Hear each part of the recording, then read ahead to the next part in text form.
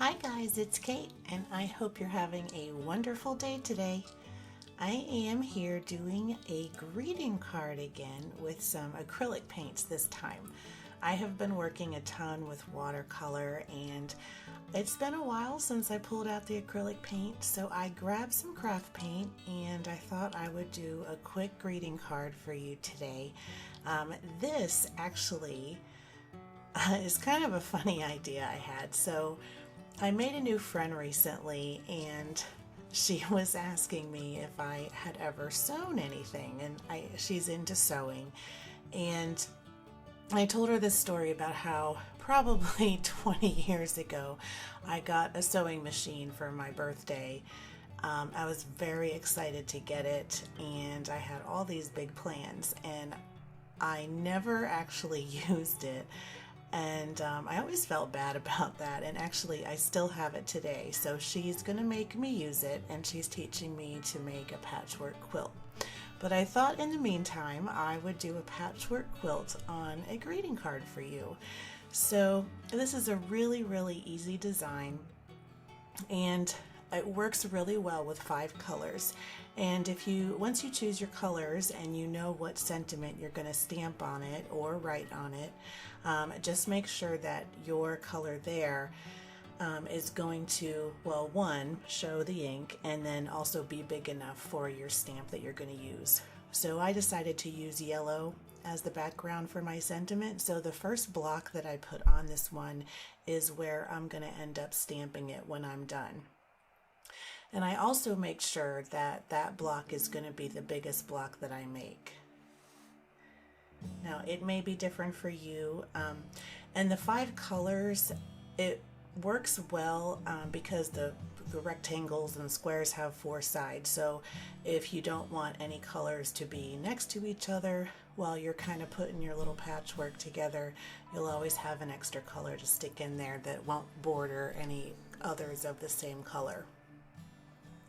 So for this one I used greens and blues and a yellow and a little bit of a light brown, and I just used these craft paints on some heavy cardstock. You can use mixed media paper, watercolor paper, you can use cardstock too. Anything really goes, and it goes down pretty thin, so it's not going to get your paper soaking wet as long as you don't use a ton of paint.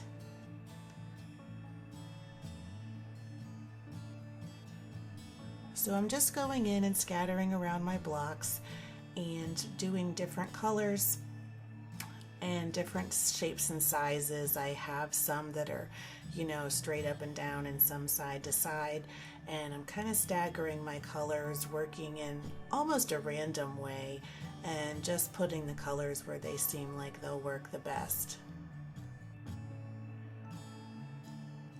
And you may want to put a piece of paper inside of your card while you're working to protect the inside.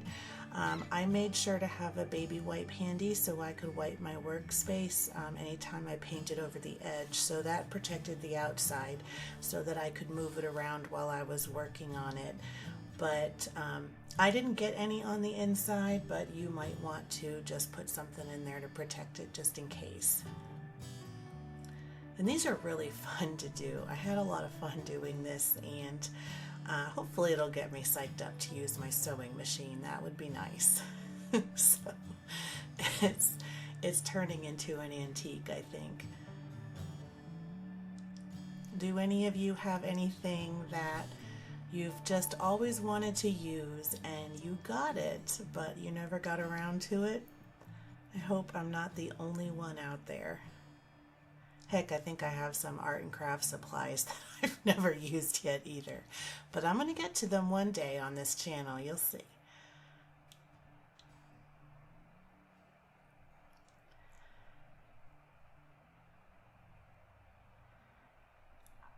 So I'm being pretty careful with my brush, but not too careful. This is kind of it's going to be like a patchwork quilt, and I'll be putting in some stitching around the edges once everything's all done and together, but I definitely still wanted to have the hand painted look, and so I'm not being You know, I'm not breaking out the rulers and everything to make sure things are exactly even and parallel. I kind of like just the hand done look of it. Just slightly messy, slightly imperfect rectangles. And so that's attractive to me, but you certainly could be straighter with your lines if you wanted to. Having a flat brush really helps. And the brush I ended up using is a little bit soft for this, but if you have a brush that's a little firmer, it won't kind of bow out when you are painting with it, so that makes it a little bit easier to work with.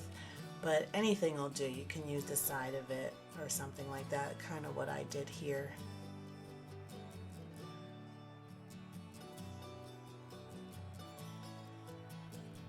You can kind of see where I'm using the edge of my brush along all the edges to try to make it a little bit straighter. This is a great thing to practice brushwork too. It's definitely a challenge to make the straight lines.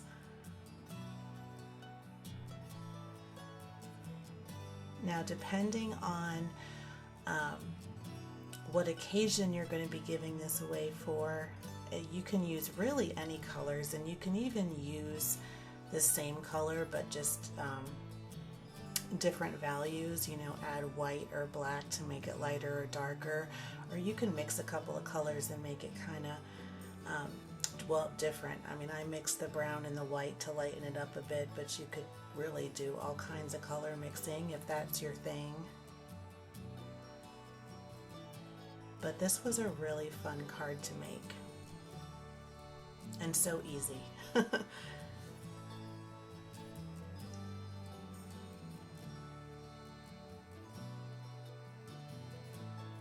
Maybe now I'll break out that sewing machine. What do you think?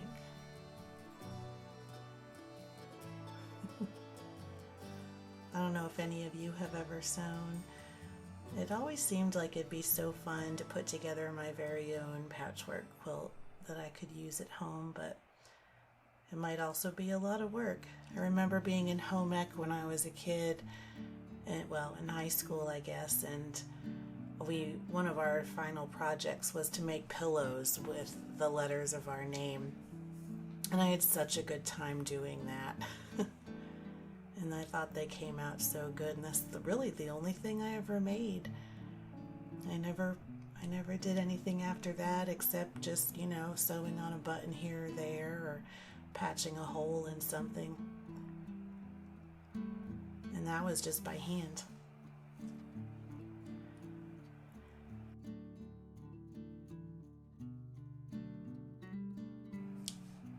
So I let the craft paint dry, which does not take long with thin coats, and I broke out the Posca pen, some archival ink from Ranger. I have this blue color that I ended up using that's pretty similar to the paint on the page, and I got those clear stamps from the Dollar Tree, so a whole pack of them was $1.25, so I've been enjoying using them. And then I'm going along all of the borders with my Posca pen. So I got that in a blue color too, so that I could kind of match and bring everything together. I really love the turquoise / teal color of everything. So that's going to be my color to tie everything together. And I really, really love how this turned out. And it's so simple. It's, you know, it's just a simple design, but with the little hand-drawn stitching in there, I think it really makes it pop. And like I said, it just took a couple of minutes to do all this. I'm not being careful with my lines, like you can see, and I'm just making sure I follow all of the borders.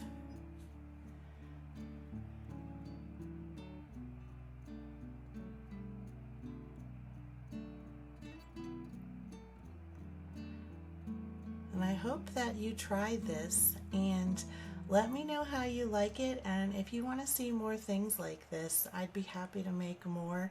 I'm pretty excited about Christmas coming up for some of those, but in the meantime, I hope you enjoy this design, and until next time, keep creating.